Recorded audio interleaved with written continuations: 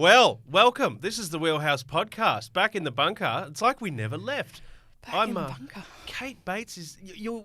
Most importantly, for anything else, you look warm. I am warm, Joel. Yeah. It is very good to be back in Queensland. I've been adventuring. Yeah. Yes. Luke and I went to Tasmania. Okay. On a bit of an epic hike. Yep. So we did the overland track, 70 kilometres. I shan't forget. For many reasons, my feet won't be forgetting it for at least a couple of weeks. Yep. But I have in the studio here put a lovely photo up of Luke and I at the end.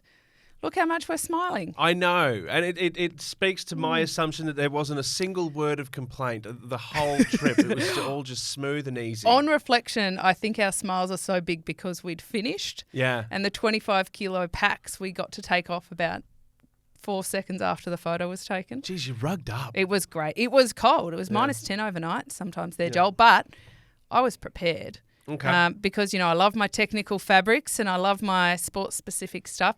So I took my Champ Systems gloves. Oh, good. Yeah, for the nice. cold, which is good because a lot of the people were wearing like merino liners plus kitchen gloves over the top, which Wasting is their time. industrious, but these Champ Sys ones were a ripper. Had my Oakley sunnies on. I kind of felt like a multi-sport athlete. Yeah. A rogue cyclist on the hiking trail. A cyclist in the wild, if you will. But yeah, Tasmania was absolutely fantastic. And we went with Tassie hiking. And I've got a bit of Googling to do, Joel, because our guide, a fella by the name of Paulie. G'day, Paulie. G'day, Paulie. He's a mountain biker. And he told us about this epic race, off-road race they do in Tasmania. Okay. Like self-supported. Yep. 2,000 kilometres or such. So I'm going to have a bit of a deep dive and take a look at that because there's a lot of adventures to be had in Tassie. Feel free to sign me up for it. As you know, I'm Yes. a mountain biking enthusiast. Yes, Tassie Tourism, if you're listening, we love you. Big shout out. Bring us And back. look, you look warm. To be fair, not exactly renowned as a tropical getaway, beautiful Tassie, but No. what a spot. I It's know. just... Well, Luke, the Queenslander, did very well in the frigid conditions. That's good. I can say that. Now, you're Yes. speaking about Champ Sys, Kid. I have spent the week productively as well. So when you first gave me the kit, you instructed me, you showed me once only, how to fold it. I did. I gave you a tutorial. Blink and you miss it tutorial. A Nick folding tutorial. Spent the whole time practicing that. How are you going? No, I can't do it. I want to give a shout out to my wife, Lee, who has shown me how to do it quickly. She can do it. She just did it. She And just you did it. can- She just Oh, worked Joel. it out. And I just like, Luke wow. can do it. I mean, not to one-up you there. But Thanks. Yeah. I actually got taught that Nick folding technique Yeah. from the wife of my former coach, Gary Sutton. Okay. So big shout out to Debbie Sutton, Yeah. who pretty much taught the entire Australian team because Sutto used to be the coach for the junior team before he was the senior team, Yep. how to fold their Nicks adequately. She also had a very clever sock folding technique. So, Oh, wow. yeah, it's been passed literally generation to generation. Yeah, the Yoda of folding. Yes. By the sound of it. Yes. One-stop Oh, folding shop. Didn't take long for a Star Wars reference. Well, I just... Welcome back. Thank you. Yes. Now let's go to a galaxy far, far away, if you don't mind. Over to France, if we can, for the Track World Championships, because Yes. a very exciting green and gold tinge to that event in. I'm going to give it a go. It's just outside Paris. I could have just done that, but no, I'm all about the challenge because it's in Saint-Quentin-en-Yvelines. I would say close. Maybe no cigar, but No? Okay. All no, right. it makes sense. No, it is. It's the velodrome they're going to use for the next Olympics, which are in Paris. Yep. They're not far away, less than 2 years. What a dress rehearsal. What a dress What a rehearsal. dress rehearsal for the Aussies. Fueled by baguettes and cheese and terrible coffee, because the French are not known, no disrespect to the French, but they're not known for having the same coffee standards as Wow. we are. Shots fired out of the Wheelhouse No, bunker. I apologise, France. Good luck getting a French coffee sponsor on this podcast now. Are there even French coffee brands? I Just one don't to look even up. know. Maybe not. How interesting. Matty Glaetzer. Now, my autocorrect wanted me to say Matty Glazer. I'm sure it's not. It's Matty Glaetzer, Lee Hoffman, Matthew Richardson. I say statues all round. I say take that to the Dutch. I say they've blunted the trident. And I also say it's the Aussie Gang Hook. That's their name from now on. Which I believe is a fishing hook or something. I Yes. didn't know that. And also Tom Cornish is there as well. So 3 ride in the final, but because the 4 of them rode across the rounds, they all receive rainbow jerseys and the gold medals. Huge. It's been a decade since we've seen the Aussie male sprinters, the team sprint, in the rainbows. The last one, Matt Glaetzer was there too. Matt Glaetzer, sorry. Matt Glaetzer. Correct, yeah. Breaking a run of 4 for the Dutch as well. Yes, so there's the trident you're referring to. You and a quadrant. Dutch, yes. The Dutch are absolutely on top of the sprint world and have been for years, very hard to beat. The Aussies only beat them by 0.043 of a second. Not even a tenth. Not even half a tenth. Not even half, yeah. So try picking that. You literally, that's a photo finish right there. Wow. Thank you to the precision Tissot timing going on over there.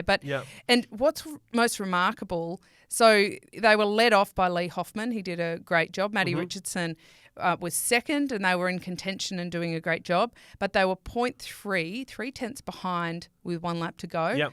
Matty Glaetzer steps up. Our glass man, Matty Glaetzer. He puts 3.35, nearly half a second into the Dutch team to reel that back in and take the gold medal. Absolutely phenomenal. Yep. I'm pumped for the guys. Like, what an incredible performance. And Matt Glaetzer also got engaged last week. He did. To Nikki Austin. So congratulations to them. And, maybe he's just high on life. The Glazers. The Glazers. What a prosperous future. Now, I think he had a bit of extra incentive as well. Now, harking back, if I may, just a little while to the Com Games. Now, had a tricky old time of it with a disappointing relegation and a crash. But on the relegation, when he had that bronze and then it ended up getting punted, I do remember the commentary. And there was one commentator in particular who was, there's no other word for it, absolutely livid with that display. I remember that. Do you remember who the commentator was? That was me. Yes.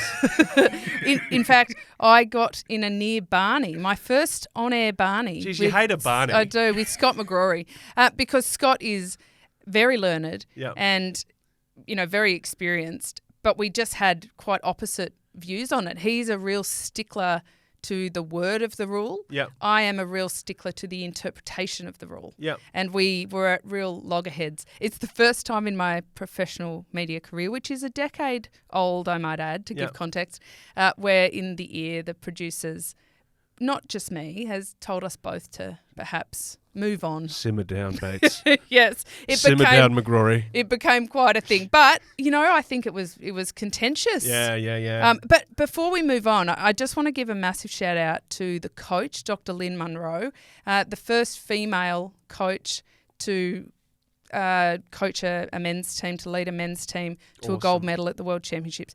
Epic, massive. She is an absolute legend. She did her thesis on sprint cycling, supported by Cycling New Zealand, I believe, nearly a decade ago. Wow. So this has been a very big, long time coming for her to achieve these results. She was the first at the Commonwealth Games to be the first female coach at a Commonwealth Games now, World Championship. Massive. She's incredible. I'm just quietly, this is my pitch. Hello, Lynn, if you could please call me on 1-800-KATE. Yeah. If it goes to voicemail, try 1-800 the Wheelhouse. How did you get the number 1-800-KATE sorted? That's an interesting... Oh, well, I did have a normal number, but then Optus. It was with Optus. Yes, which is, of course, our telephone network got hacked. You know what? To quote Kate Bates at the Commonwealth Games speaking about Matthew Glaetzer, I'm having none of it. I'm having none of it. Hopefully we'll get Lynn on to talk us through how it. extraordinary. She's remarkable. And we have a few firsts coming up on the Wheelhouse podcast today. It's an exciting episode. Back in the bunker. Kate's warm. I'm present. Let's move on. I want Kate's happy you've turned up. Well done. There's so much happening. There's just so much to cover today. There's gravel, there's passion, there's speed. We'll get onto that in a sec. Before anything else, we're all about being easily digestible. I think we live up to that quite easily. We are also about being mostly factual. Now, as a media organisation, we do need to get in touch and own our editorial decisions and our content and clarify when we get it wrong. We made an error this week regarding your dear mate, Mark Cavendish. I like to be accountable, Joel. This is the point where I say thank you for being so gracious, but I made this error because, in fairness, our Tasmanian trip, there was no phone reception for a week. Which is good. So when I jumped back on the interwebs, social media, I saw this. I saw Mark Cavendish dressed in a fairly ninja-like innocuous outfit with a B&B Hotels logo on it. Beautifully done artwork, I might add. Announcing that he was going to B&B Hotels next year. Now, I hadn't even caught up on the result of the last race that he'd done with Quick Step, but I knew that his season had wrapped and I thought, this is amazing. Yeah. So I on-tweeted it, didn't I? Oh, a massive on-tweet. And I on-tweeted it and said, this is amazing. And I tagged us and said, finally we can stop, pontificating over where he's going, put us out of our misery. Yep. It didn't take long, Joel. And the speculation. And for those listening on, the image that Kate refers to on Twitter is a very compelling one. The logo's there. He looks like an assassin, to be fair, which is probably accurate. He actually looks like he's wearing mascara too. Very long eyelashes. But we all know Cav's a pretty emotional guy. And I thought the text that accompanied it was quite... Accompanied it was quite gushy and Cav-like as well. Everything about it smacked of truth. The other thing is I don't want to throw Scott McGrory under a bus here, but Scott was on this very program saying, tell you what, guys, hot oil on this. Cav, B&B. We're very upfront. We say we're mostly factual. Scott McGrory is the expert. He'll be disappointed by this. But yes, look, and it didn't take long. It took approximately 10 seconds to be corrected. Look, and apologies to all three of our followers who did notice that one and get in on it. Well, it became quite funny in the end because we weren't the only ones that were fooled by it. No, it was a great ruse. It was. It was a great ruse. But let's move on from one very fast human to another. Now, Fillipo Ganna, he's at the Track Worlds now. I think he rode there because he can. He got there in 5 minutes. He did. The Italians didn't win there. But he didn't care, did he? Did he need to even I don't think turn so. up? Nothing to prove. Wow. Let's have a look at the chat about the hour record. We were talking about it. We were excited. Yes. There was drama leading up to it. The scheduling was... Everyone was worried. He wasn't. There was a kerfuffle around it all being scheduled on the same day as Lombardia. And Lombardia were cranky. They said, this is our day for the spotlight. How very dare you. Ganna wanted nothing to do with it. 56.792 kilometres an hour. Yeah. Mind-blowing. Well, we were talking in the lead-up. It's like, is he going to do it? Is he going to do it? Not going to do it? Not only did he do it, he did it with like a smile on his face. He absolutely smashed it.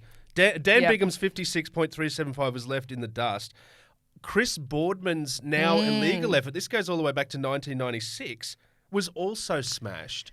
No Supermans, no Superbikes required. Yeah. What a phenomenal effort. And so that is the biggest thing about this effort is that Chris Boardman holds the raw record of the furthest ever ridden in an hour on any bike before they did start with their fun UCI rules, changing, disallowing Superman positions where they literally looked like Superman on the bike over the handlebars. It was, I don't even know how they rode like that, let alone for an hour, but very fast.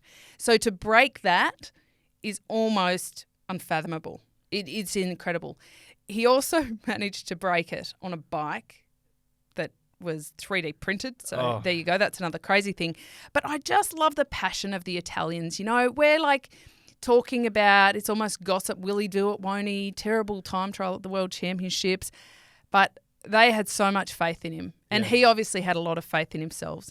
And geez, the Italians, the passion, the reaction. Huge. It's beautiful. They lifted him up in glory and victory. I thought they may drop him, Joel. I know. I had that thought too. They literally, his teammates picked him up and tossed him in the air. Yeah. And it's almost hard viewing because you're thinking, whoa. Yeah. But no, look, I think massive, massive effort, massive piece of history in cycling, and not just because of the record itself, which is mind-blowing and phenomenal. Yeah. But also Dan Bigham was part of it. Of course, the incumbent because he's the aerodynamicist at Ineos. Yes. But the bike, Joel. You always talk about you always talk about Star Wars. This is very Star Trek. This is extremely, and what I love about it is it's not a prototype. This is a 3D bike. First ever 3D printed frame. So we've had other handlebars and things like that in the past. First ever frame, and it's You could buy one. You could buy one for me for Yes. Christmas, just planting I a seed could there. because I do have a spare 33,000 euros hanging around to buy you a Christmas gift. I know. And I know. That's why I'm asking. that you wouldn't want anything more than this. This is exactly what you'd want with That's why I'm 33,000 asking euros. / telling. Yeah. Well, it is convention. It's definitely a rule in racing. Track racing, Olympics, World Championships, etc. That the bike has to be commercially available. Yep. I would have to do a deep dive into the tech regs actually, but I believe the hour record, it doesn't have to be commercially available. Okay. It has to fit inside the limitations, the rules on position, etc. No superbikes, no Superman positions. Sure. But it can be a prototype. But this isn't. Wow. And it's also interesting because when you look into the bike, I think Ineos, this is like genius PR move from them and from Gunnar. Normally you type in anything about the hour record and you get stats on the hour record. But because of the bike, this has been covered so broadly across all media spectrums, from tech categories to manufacturing to 3D printing.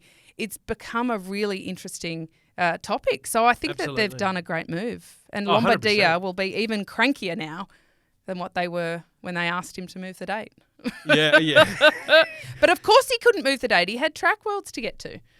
Didn't get a gold there. Well, no, but you know what? You speak of that Italian, the belief, the passion, all of that. The unity is one thing we see. They're such a strong bond. You saw it in the celebrations when they nearly dropped him and cracked him like an egg. And the Italian women won the team's pursuit at the World Championships. First time ever that the women have won. The men have before.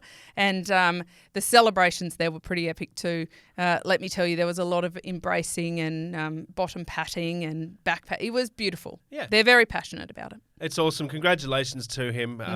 So much speed. Now, that really puts you into the history books. That's legend status. It really is. Moving along. Now, moving along, a very gentle reminder on the Wheelhouse podcast. My name's Joel Spreadbro, Kate Bates.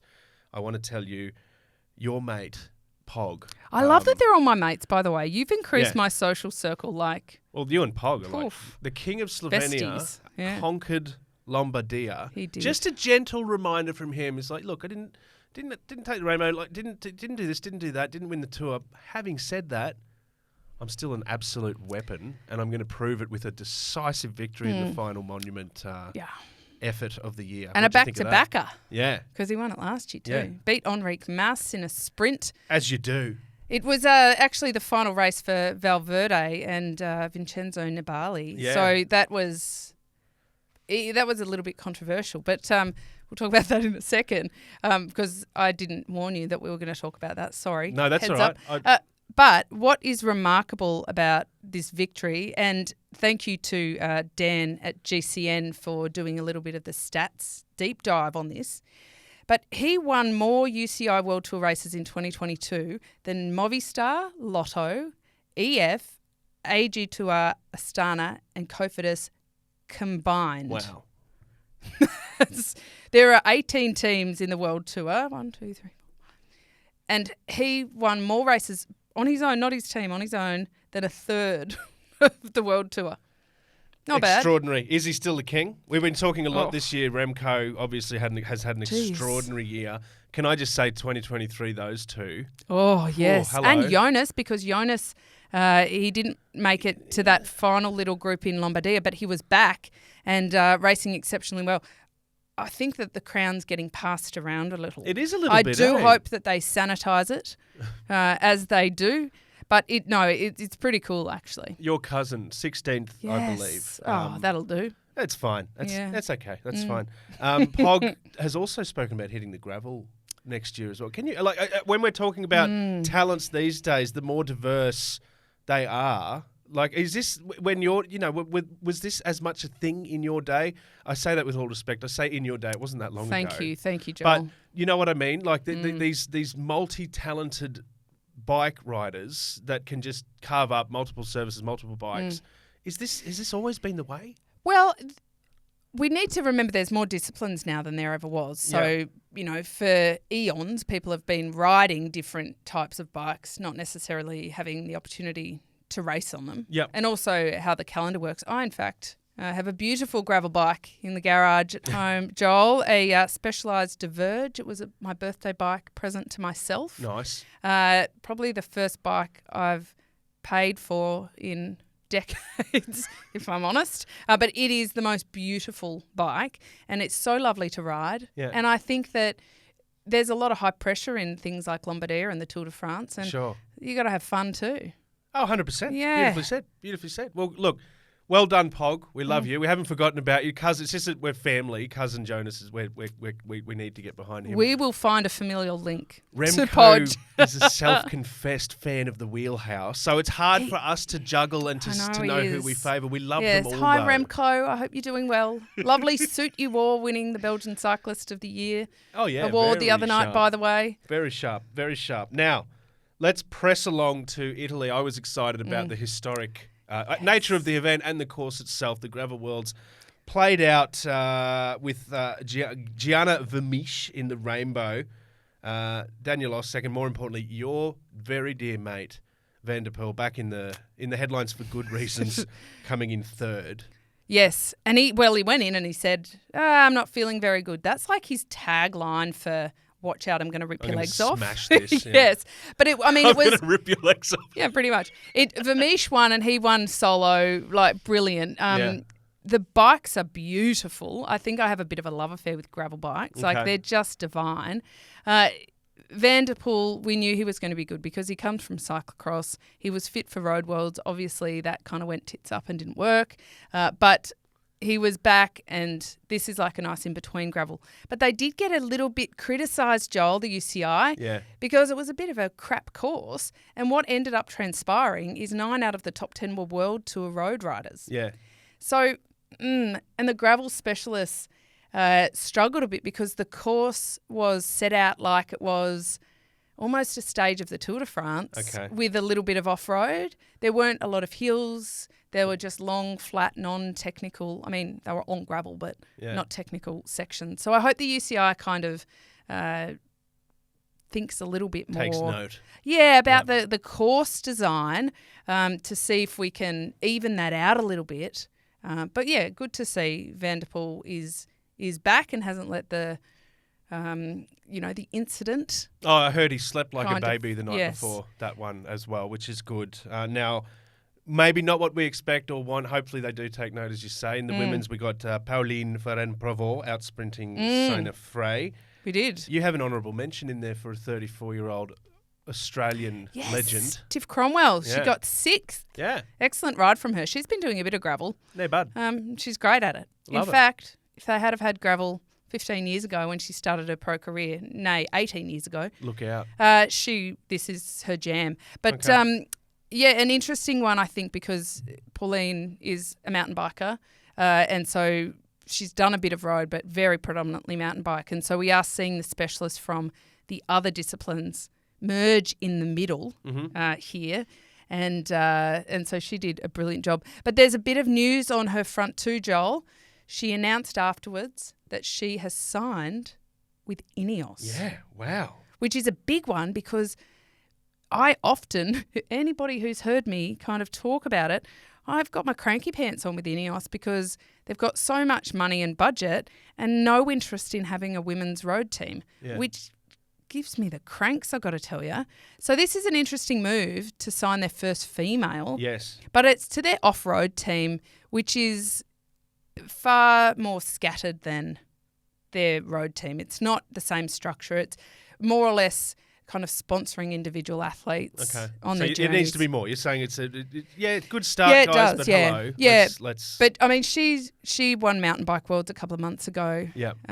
So now adds gravel to that with her rainbows, and she was the first woman to win 4 cross-country titles. So she's a bit of a legend. So it's a good one to pick up on, I reckon. Good. And while we're on the subject of the Women's World Tour, hopefully Ineos will have a Women's World Tour team one day, not yet. Yeah. If you're listening, fellas, come on, chop.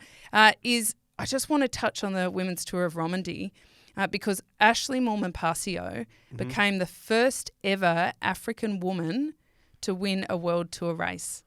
Incredible. Yeah. And beat Annemiek van Vleuten on the way. Blunted the trident. Smashed her. Attacked with 2.5k to go on the Queen stage up the climb. She won it. It finished at just over 2,000 metres to get a bit of understanding how big the climb was. As you do. Yes, and she's just a legend. She's so well respected, such a lovely athlete. She was esports world champion in the inaugural year. And actually the attack on Zwift when she did that was pretty similar to the attack she launched on Van Vleuten to win that title. So I'm very impressed. She won the stage and then she won the race overall. And she's had about 45 wins in her career. Yep. But these are her first 2 World Tour victories. Very, very special. Very, very special. And always good to blunt the trident. And we talk a lot about, the development of cycling in Africa. Yes, Biniam of course. Girmay and what he's done for Eritrea. Yeah. Even Chris Froome and Daryl Impey were big firsts for the continent. Yep. And now to have that in the women is incredible. Beautiful trailblazing stuff. Yeah. And while we were talking about trying to get Lynn Munro on here, we will be talking soon to Doug Ryder, who's the team principal at Team Quebecer, and he is largely responsible for a lot of this development of African cycling. Oh, yeah. So we'll talk to him in a couple of weeks' time. Super interesting.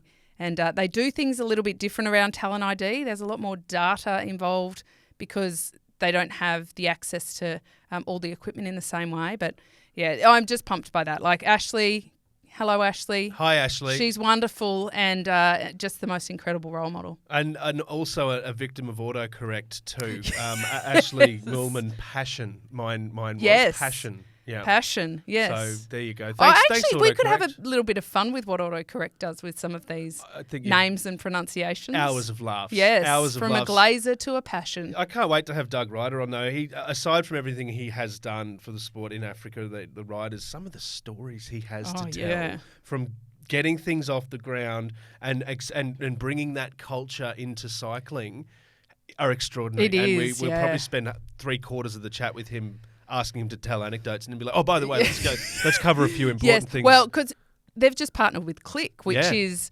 for the data side. So we're going to see the most incredible things come out of that team next year. Definitely. Anyway, we'll cover that when we cover that, hey? On the Wheelhouse podcast, my name's Joel Sproutborough, Kate Bates. Now, we're talking about, we have touched on colours today, certain jerseys, the Italian colours, rainbows as well. I have noticed the readmission of a certain strip in our bunker. Yes. I'm side-eyeing now to another Parramatta jersey. Yes. When I arrived home from Tassie trip, we had a lovely little parcel on the doorstep. Massive shout out to the guys at Parramatta Cycling Club who sent me a new jersey. They noticed that the one on the set was a little bit dated, and so they sent me a new one, which just is wonderful because my football team, the Parramatta Eels, got annihilated in the grand final, Joel, and I don't think that their jerseys are really going for much at the moment. So So for those listening that aren't familiar with Australian sporting culture, we have 3 codes of football, the 3 sort of gridiron-y sort of codes. This is one of those codes. It's the most hardcore one. It's hardcore and tough. And Kate's team made the Super Bowl, which is we call it the grand final. It's the Super Bowl of the sport. And they were looking for the first one in 30 years and they didn't get it. There was nothing super about the way they approached it. But I had a bit of a laugh when I got the jersey, Joel, when I laid it out on our set here. Because there's a number of sponsors on there. But the first one I noticed was Velocipede. What a great name for a bike shop in Parramatta. And the other one amongst them that caught my eye, in particular here, it's Mongrel Joe's. So Mongrel Joe's coffee. Show me that logo. Okay.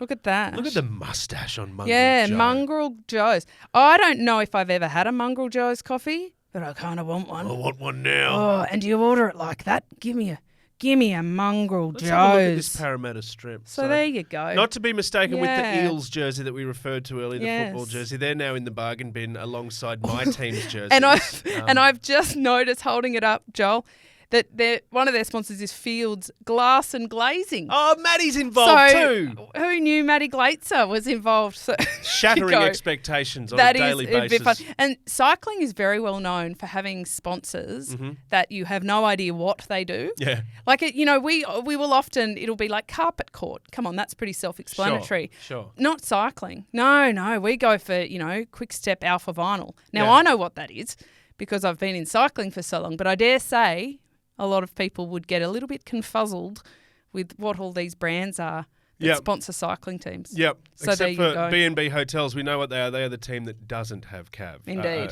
In contrary to what we said. Now, this is the Wheelhouse podcast. Now, I love talking about different disciplines and different forms of cycling. Now, I want to go, because you've just come back from Tasmania, a bit chilly, as you said. Let's talk about snow bikes. Yes. Now, I can tell you, as you'd probably already know, that on the 5th of February 2019, the intention to run out some elite snow biking was revealed. Yes. They've gone cold on the idea. They're not ready yet, but they want World Cup, World Championships. Where's that at? They do. They were supposed to, at the management meeting for the UCI in June, announce their progress. Alas, that hasn't happened. So I think it's still on the burner, but it's coming. But the idea is it's mountain bikes on the snow, because we saw cyclocross in the snow last year, but it's not that. It's mountain bikes on the Super G, existing Super G ski so runs. Proper descent. Okay. I haven't yet seen it, just pictures and descriptions. It'll be epic, but I do know from some conversations in Wollongong at the World Championships that they're dead keen on making this a thing and a big thing, and certainly their biggest pitch toward a Winter Olympic representation. Wow. So there you go. Snow bikes. That is... and I might add that you would imagine snow bikes, you're thinking like big wide tyres, and they're just normal mountain bikes. Yeah. I'm so curious about that, because is the snow manicured to the extent where there's not big chunks of ice? It's manicured. And slip on? Manicured like a ski run. Existing ski run. That's the pitch. Whew. No infrastructure needed. No special courses. Wow. Just try not to hit a skier on the way down. Oh, there's an event. Imagine if you ran them concurrently. Human dodging. Like, a ski team relay. Oh, a skier. Okay. Oh. And anyway, I think we're getting a bit too excited now, because I'm getting excited because it's cyclocross season, and so that always gets my imagination. I love that you love. Yes, I do love it. You love it. It's kicking off in Wisconsin. Yes. Where are we at? What sort of big names are heading to the cyclocross World Cup? Well, we've had Waterloo and Fayetteville so far. So the UCI World Series World Cup starts in America, and Iowa is next, slated for them. But all of the big names, all of the Dutch riders, Marianne Vos is coming back. We've got certainly Wout van Aert has talked about doing some as well. Stuybar from Quick Step is also going back and doing it. And then you've got all the big cyclocross names. But it's a real hub for development. Celine Alvarado is my favourite cyclocross rider. She's a Dutch rider who has won before, but is always there or thereabouts. So big shout out to Celine. Yep. I'd love to get her to listen to the podcast. So now that I've given her a shout out, we can send her a trident. A Dutch trident. Say, would you like to be involved? Cause I still, after this many episodes, Joel, don't understand the reference to the Dutch trident, but That's I all love... for people listening along and not watching, Joel has actually got a trident in here. I believe that it was Merksy. He's pulled his trident out. That is not a euphemism for anything. Merksy actually got him a trident to have on set. Yeah. Merksy just comes up with the goods. I won't explain the Dutch trident to you because I enjoy having one thing that you don't know about. I'm going to maintain that. Today we also have the Aussie gang hook. Now, I want to stay in Australia. I need to Google that. Sounds insane. Fishing hook, I believe. Yeah. It's like a multiple hook. So it's a very, very big game hook. Multiple hook. Yeah, an MHH. No, that's not an official term. Now, let's go back to Australia because I spent a bit of time in Cairns as a young sport reporter. Yes.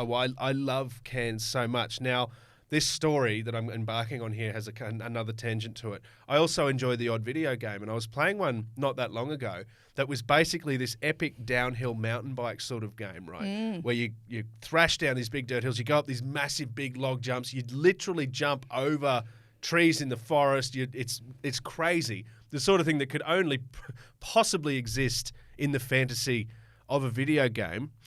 Next minute, I learn not the case. It is actually a thing. It's actually a thing. It's called Crank Worx. It's coming to Australia. It is ridiculous, dangerous, exhilarating, all of it. How cool is this up in the tropical north? Yeah, so they've had their first event up there recently.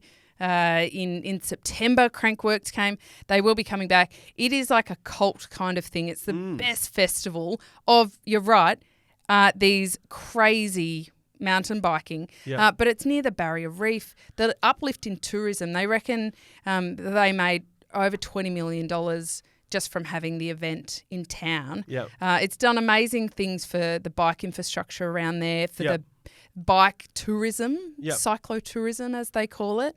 And just massive for the region. They've got about a dozen specialist cycling events just in Cairns alone. Okay. And it's become a real mecca, and a lot of tourists come. A lot of my cycling friends within Australia flew from wherever they were to Cairns to be a part of it. And then they go on to the reef and they have a wonderful holiday. And Cairns is like, for those who haven't experienced it, it's the far north of the country, of the state of Queensland. It's such a tourist mecca because of the Great Barrier Reef. It's also got the Daintree rainforest. It also has a steakhouse. I didn't know where you were going with that. It also has cassowaries. It has cassowaries, which are very aggressive but good-looking birds. Yes. This the place I'm talking about. You can actually get up and dance on the tables and carry on and with respectfully carry on. I feel as though you may have seen a photo or two in Luke's photo album. No, we probably danced together for there dancing one night on the table. No, I was there a couple of years ago because the Tour de Cure finished in Cairns. Sure. And Luke Merksey, he shot the documentary. And the Tour de Cure is this long stage ride to raise awareness and funds for cancer research. Very powerful organisation in Australia in terms of raising that money.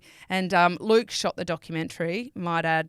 It's Oscar worthy. He did a beautiful job. Of course it is. And I'm glad he didn't get eaten by a crocodile because they're there as well. Some of the shots he got, he literally climbed into creeks and stuff. That. So I'm glad he's got all his limbs. But so I went up there to welcome the Tour de Cure in, and we may have ended up dancing on tables. In fact, from memory, I'm not sure if Luke also danced on the table, but I certainly did. It was fun. Oh, it's brilliant up there. Fun up in Cairns. And as I say, deadly creatures everywhere you look. Yes. There's also irukandji box jellyfish, which will just kill you as quick as looking at you. We need to explain the cassowary a bit. Yeah. It's a bird that I think it's related to a dinosaur, actually. Like it's a kind of ancient. Is that the word I'm looking for? Ancient bird. They're terrifying. Oh, there's signs. They could kill you. Super aggressive. But but visit Cairns, honestly. Well, I mean, people come to Australia thinking it's the snakes and spiders. Yeah. In Wollongong, it was the magpies. Yes. In Crank Worx, it's the cassowary. It's the birds. Yeah.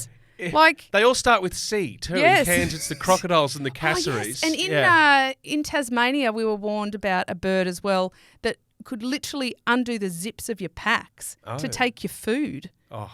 So it is very much the birds. Jeez, what a test of character. I know. Anyway, welcome to Australia, people. Come and visit. But honestly, beautiful setting for it. It's a beautiful tropical region. I honestly, I want to be there. Don't necessarily want to compete, but if we got the Wheelhouse to Wollongong, I say next year let's get the Wheelhouse to Crank Worx. Shout out Crank Worx. Yes. Love your work. Love your Crank Worx. Yes. How exciting. Now, if this has been a lot of fun, it's always good to come back to the bunker. I just wanted to finish on something, if that's okay, because I think winning a tour, and I'm speaking from absolutely no experience here, is just an uncommonly esteemed achievement. Like it's something that you can't compare. Yes. There's not many feats that you can compare to prevailing after that 3 weeks, basically. Yes. Turns out there is. Okay, turns out there is a feat that you can compare to the physical and mental rigour of winning a Tour de France? Okay. Do you know what that is? Now I know what you're talking about. Yes, there was a gentleman who, from Minnesota, he grew the world's largest, the US record for the largest pumpkin, 2,560 pounds, no less. And Joel, that's a lot of pumpkin. It's a lot of pumpkin.